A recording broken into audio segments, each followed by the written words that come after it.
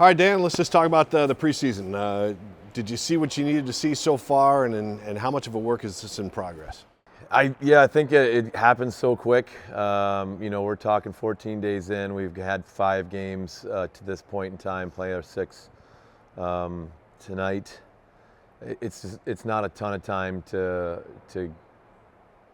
with the guys to get in. How we want to play our system, so to speak, and really more the mentality of how we want to play as a group and as a team.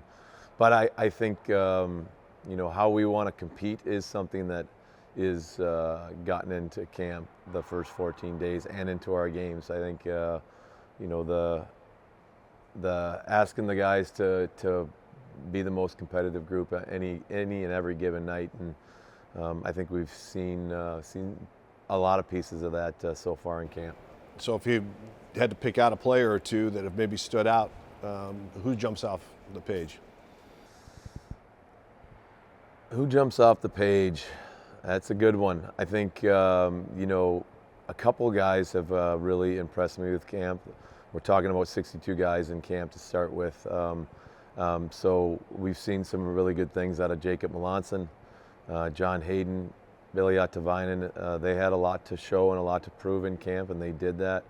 I think Andrei Barakowski has been showed extremely well in camp for me. Just his skating, his ability has really been impressive for me in this camp, and I guess it can't be overlooked. Brennan Montour's camp. It's a new player to the Kraken, free agent signing, and a lot of hype about as to what kind of player and person he is, and it has been very evident. He has a lot of juice, a lot of energy, and a really solid player.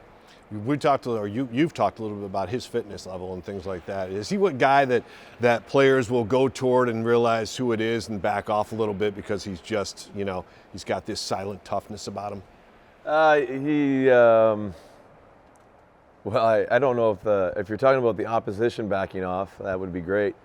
But I think he's definitely got a presence about his play and his person, and the other team knows they're competing against that when they go out. So it's great to see.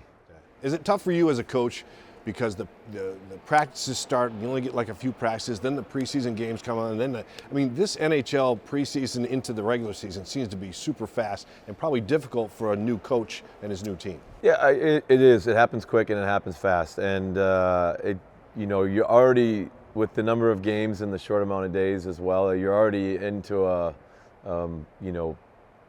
just play games mode, not practice mode.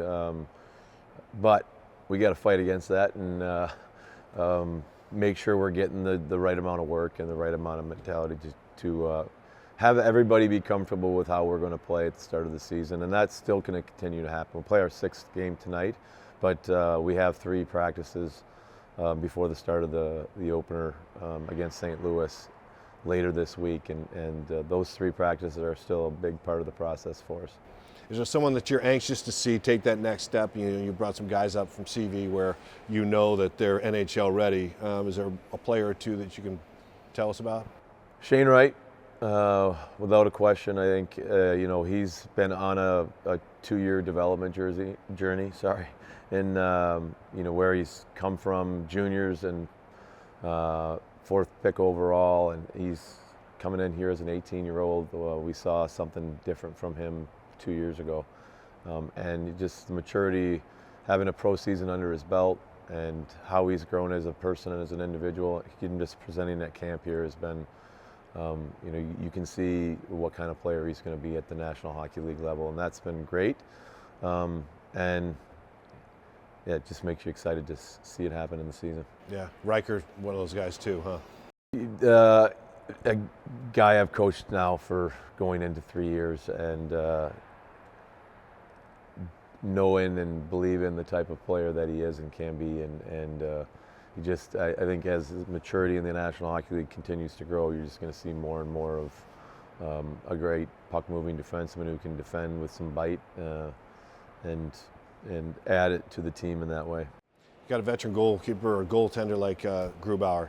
How important is it to have a veteran of his kind of leadership, maybe silent leadership that he carries back there? He just it's confident and calm, and just a demeanor that he's been through it before. He's been through a lot of different scenarios as a goaltender and tandems and the main guy and a backup guy, and he's had success in the playoffs. He's had success on different playoff runs. He's got a calm, confident demeanor about him, and just putting in his work, putting in his time, and everything's going to be okay. Follow me, everything's going to be okay, and that's a huge thing for the demeanor of the team and the success of the team.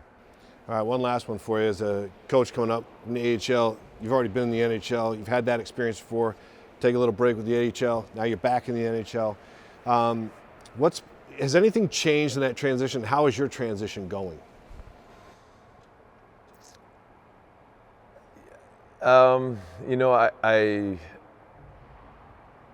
What's changed? I think just my demeanor is what the last 2 years in CV.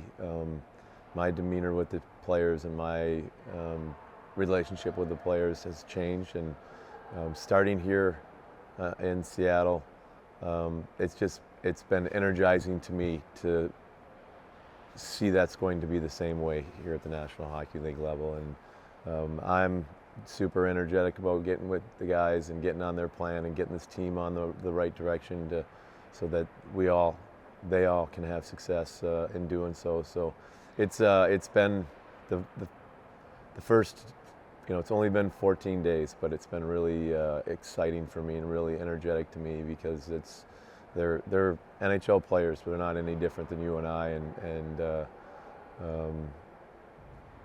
getting in with them, getting in the fight and the process with them is going to be a great thing. Yeah, well, we're all looking forward to it. I know you are too. So good luck this season, and we'll be chatting with you. All right, thank you. All right.